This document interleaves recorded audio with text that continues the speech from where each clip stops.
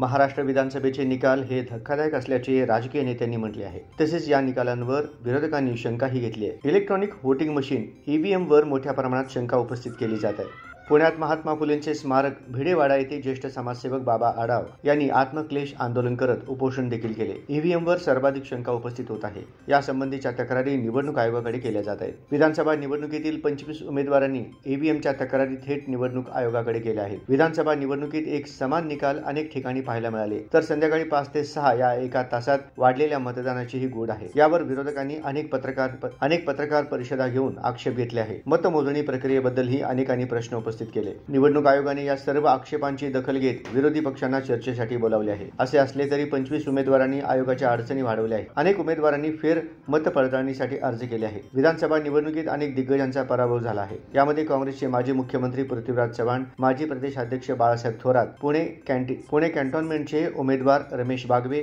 शरद पवार गटाचे योगेंद्र पवार, भाजपचे प्राध्यापक राम शिंदे यांचा समावेश आहे। याशिवाय खासदार निलेश लंकेच्या पत्नी राणी लंके यांचा पारनेरमध्ये पराभव झाला। राहुरीचे प्राजक्त तनपुरे, हडपसरचे प्रशांत जगताप, शिरूरचे अशोक पवार, ठाणे शहरचे राजन विचारे यांचाही पराभव झाला। या उमेदवारांनी निकालावर शंका उपस्थित करत आयोगाकडे फेरपडताळणीची मागणी केली आहे। त्यासाठीचे लाखो रुपये शुल्कही भरले आहे। उमेदवारांनी निवडणुकीवर उपस्थित केलेल्या शंकेमुळे आगामी काळात हे आंदोलन चिघळण्याची शक्यता आहे। ईव्हीएम आणि निवडणूक प्रक्रियेवर असाच रोष वाढत राहिला तर निवडणुकीवरील विश्वासही उडण्याची शक्यता आहे। निवडणूक आयोग आता याला कसे उत्तर देतो हे पाहणे महत्त्वाचे आहे।